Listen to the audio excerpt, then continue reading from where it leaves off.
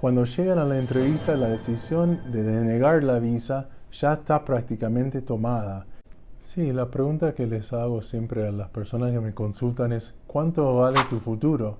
¿Cuánto vale un viaje a Disney? ¿Cuánto vale un viaje a California o Hawái o Alaska? ¿Cuánto vale la posibilidad de viajar con frecuencia para ampliar tu negocio en tu país de origen o hacer más contactos o por ahí establecer algo en Estados Unidos? La visa B1, B2 es multipropósito, no solamente de turismo, sino para personas que también viajan por negocios y les da la oportunidad de hacer vínculos, negociar contratos, asistir conferencias. O sea, hay tantas cosas en juego que mi pregunta es cuánto vale un rechazo, porque después la gente viene y me dice, lo hice con un asesor que no era abogado, lo hice solo porque me dijeron que era fácil, y con un rechazo previo se le vuelve mucho más complicado y difícil sacar la visa. Por eso mi pregunta es, hay que tener en la balanza el costo y el beneficio. Y el costo es algo que ahorras en el corto plazo, pero si no te sale la visa, ¿cuánto vale eso? Sí, hay tres fases. La primera fase es un análisis del caso. Yo cuando me junto con personas analizo sus antecedentes, si los lazos que tienen con su país, su solvencia económica, las razones por las cuales están pidiendo la visa y les digo si tienen un caso fuerte, si tienen un caso débil, cómo fortalecer el caso y después cómo armar una estrategia para maximizar las chances de conseguir esa visa.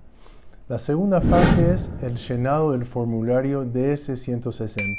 Y yo diría que ese formulario es el documento primordial, crucial, y es el 90% del caso, porque dentro del mismo formulario hay preguntas que corresponden a todos los factores que ya mencioné, y es una forma de pintar el dibujo, dibujar tu futuro, tu caso y presentar tu caso a través de esas respuestas. Y si uno no sabe cómo responder y no sabe cómo plantear su caso a través del formulario, cuando llegan a la entrevista la decisión de denegar la visa ya está prácticamente tomada. Entonces lo que hacemos nosotros es, yo entro en el caso como representante legal, está mi información como la persona que llenó el formulario y ya están atentos en la embajada, ya saben que cuando llega la última fase, que yo voy a estar participando y representando legalmente al cliente, lo cual no sucede cuando uno lo hace a través de un asesor o un gestor, porque si se cae el caso o sale denegada, no tiene representación. Si el cónsul sabe que la persona está representada, el llenado del formulario va a ser más fuerte, más contundente, ya van a conocer el caso y después la entrevista es más como una confirmación de los hechos y confirmación de por qué la persona califica.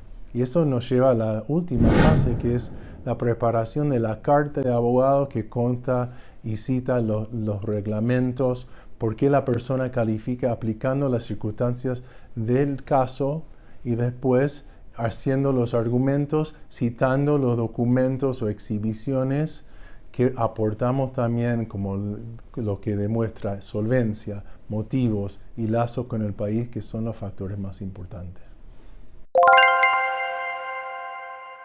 Primero, la intención tiene que estar muy clara y no solamente a la hora de pedir la visa dentro del formulario en la entrevista, pero cada vez que uno entra al país, está haciendo lo que se llama una aplicación para entrar. O sea, por más que uno tenga la visa, no tiene asegurada la entrada. Tiene que tener un mensaje muy claro y no hacer cosas dentro del país que contradicen esa intención que declararon en el formulario, en la entrevista y cada vez que entran al país. Si vas diciendo voy por turismo, no puedes trabajar sin autorización. Si vas diciendo me voy por 2 semanas y te quedas 5 meses, eso te genera un antecedente muy negativo y lo más probable es que al intentar entrar de nuevo van a preguntar por qué se quedó tanto tiempo, van a sospechar que trabajó sin autorización y le pueden negar la entrada. Hemos visto muchos casos de personas que aún con visas tuvieron que salir y volver a su país con la visa cancelada. Y a veces con las valijas en la mano, con todo el dinero que ya gastaron para ir a Disney, para ir al hotel, para conocer tal lugar, hay que tener mucho cuidado. Y eso se basa en la intención declarada y lo que realmente hace uno dentro del país. ¿Me pueden negar la entrada estando en los Estados Unidos? Sí, bueno, hay cosas que ellos están ya como preparados para inspeccionar ciertos detalles que son muy llamativas, lo que nosotros llamamos banderas rojas, que ven, la persona entró con 5 valijas pero declaró que se iba a quedar 8 días. Y eso obviamente es una contradicción. También lo vemos en las redes sociales, que los latinos somos fanáticos de las redes sociales y publicamos hasta dónde comimos, qué comimos, con quién estuvimos, sacamos fotos. Pero hay mucha gente que declara su intención al nivel público diciendo, por ejemplo, un cliente que puso una foto de su casa con un cartel vendida.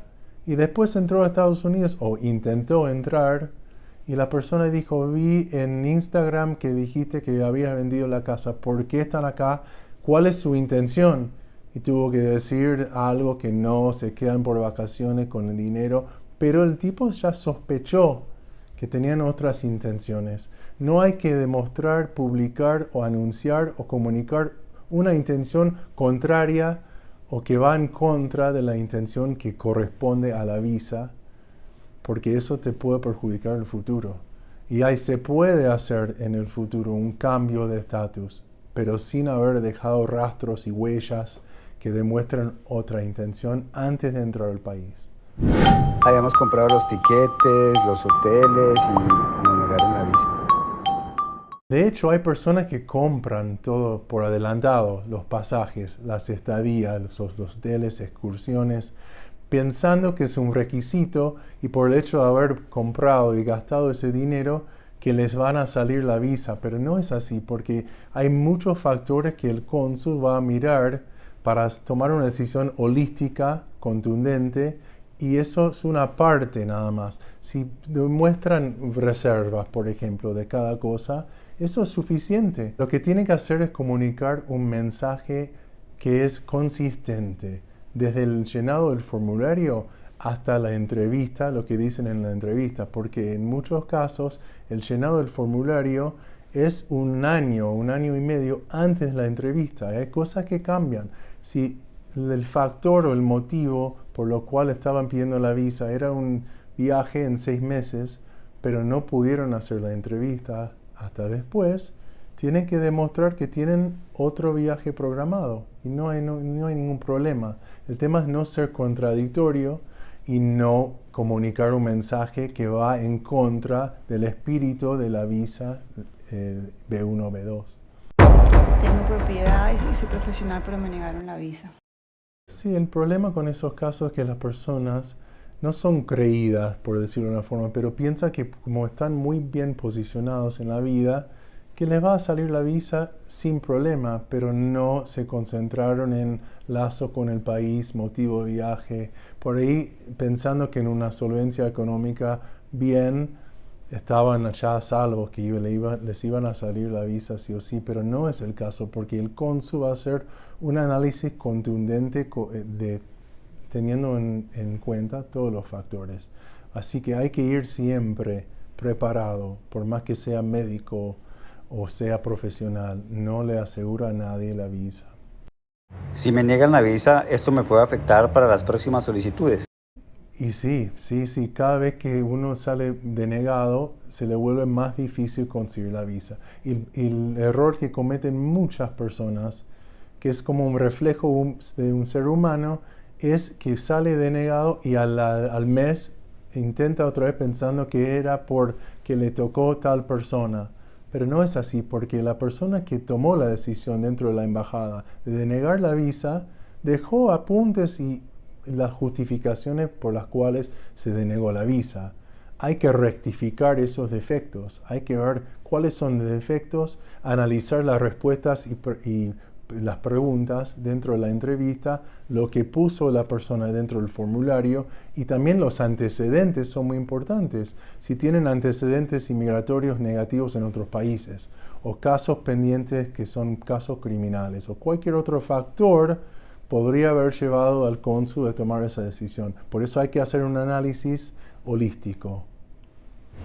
Abogado, ¿qué diferencia hay entre un asesor y un abogado de inmigración? Bueno, un ejemplo.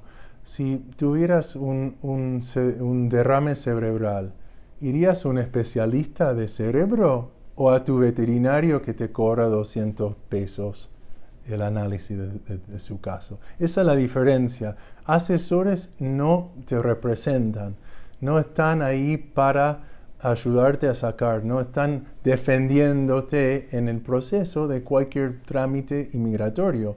Lo único que hacen es juntan información y hacen un análisis sobre la experiencia que tienen. Pero si uno va a la entrevista y sale denegada, no pueden decir que fueron ellos los culpables, porque nunca aparecieron en el caso. Son personas fantasmas, no son abogados especializados con muchos años de experiencia, analizando casos, armando estrategias y entrando en el caso a través del formulario y la carta de abogado en la entrevista. Es un A a Z, son totalmente diferentes y uno se juega la vida si opta por trabajar con una persona que no es abogado norteamericano especializado en visas. Sí, soy abogado de inmigración, me recibí con un Juris Doctor, que es un título profesional de 3 años, y me especialicé en inmigración y derecho internacional en la Universidad de Georgetown, que es la mejor del país en derecho internacional. Y eso es muy importante porque uno tiene que tener la educación que le lleva a poder manejar casos muy especializados y también tener experiencia, no solamente en Estados Unidos con el servicio migratorio, sino también a nivel consular con las embajadas, que yo ya representé más de 75 países o casos en más de 75 embajadas norteamericanas en todo el mundo. Eso es importante porque hay que hacer un análisis y presentar un caso y defender al cliente a todo nivel, no solamente en la embajada, sino también en la puerta de entrada, lo que llamamos Port of Entry, que son los aeropuertos, y también dentro de Estados Unidos, si una persona se tiene que defender en un caso inmigratorio, hacer un cambio de estatus, un ajuste. Son muchos niveles y muchas partes, y si uno no es especializado, es muy importante entender que no va a poder hacer una representación completa. Y eso incluye también abogados de otros países que se reciben una maestría en derecho de 1 año sin ninguna práctica y sin ninguna clase o educación comprensiva de derecho inmigratorio. Estás trabajando con alguien que realmente por ahí tiene la autorización para desempeñarse como abogado, pero no el entrenamiento, la capacitación correcta y amplia para representar bien al cliente. El primer paso es el análisis del caso. Y como parte del análisis, ya visitamos los factores importantes en lo que es la eventual aplicación, que son motivo de viaje, solvencia económica, factores y lazos con el país, y también antecedentes. Y un asesor, por ejemplo, que no es abogado inmigratorio, no va a entender la consecuencia de antecedentes inmigratorios o criminales. Si hace falta un waiver, que es un perdón legal, si hay un antecedente, una denegación, una cancelación de una visa, cuáles son las consecuencias, qué son las otras cosas que uno tiene que pedir o agregar a la petición, cómo llenar el formulario, el DS-160, si hay antecedentes, si hay, por ejemplo, antecedentes de estadías prolongadas, pero no sobre estadías. Eso también tiene un impacto muy fuerte. O sea, hay que analizar cada pregunta, cada respuesta y armarlo para presentar el caso de la mejor forma. Y después, para la entrevista, armamos un paquete citando las exhibiciones que corresponden a cada factor para demostrar que la persona sí califique para la visa. Si uno no hace y toma todos esos pasos, no está maximizando sus chances para sacar la visa. Sí, primero, no escuchen ni al tío, ni a fulano, ni al vecino. No se metan en los foros que hablan de éxitos o de casos de otras personas, porque la mayoría de la información está mal, o sea, no es correcta. Tiene que ir a la fuente. La fuente es un abogado especializado en leyes de inmigración y una persona que está empapada todos los días en qué está pasando en Estados Unidos, qué está pasando en tal embajada, porque si no uno se juega la vida. Un rechazo le lleva a uno, en la mayoría de los casos, a otro rechazo. Y la tasa de rechazo está muy alta en casi todas las embajadas, más que nada en Sudamérica, la tasa de rechazo es muy alta. Entonces uno no puede ir así nomás o improvisar, y lo mismo cuando le llega la visa, la persona tiene que siempre cumplir con los requisitos, los reglamentos, no excederse el tiempo, no trabajar sin autorización, porque hoy en día cada cosa que uno hace deja una huella digital en algún lado. No es como 20 años atrás. O sea, hay consecuencias graves. Hay que pensar en el largo plazo y el futuro de cada uno cuando uno aplica y cuando uno está dentro del país también. Soy Steve Maggi, abogado de inmigración. Tengo el honor de ser inmigrante y también emprendedor, y mi goal y mi objetivo en mi vida profesional es ayudar a muchos inmigrantes de vivir su sueño americano, porque yo lo estoy viviendo y es porque me cuidé y hice siempre las cosas bien. Hay que conocer a un abogado y trabajar con un abogado especializado en visas y en todo el proceso inmigratorio para maximizar las chances de vivir su sueño. Así que cuenten conmigo, estoy disponible y abierto, y con mucho gusto nos hablamos. Gracias.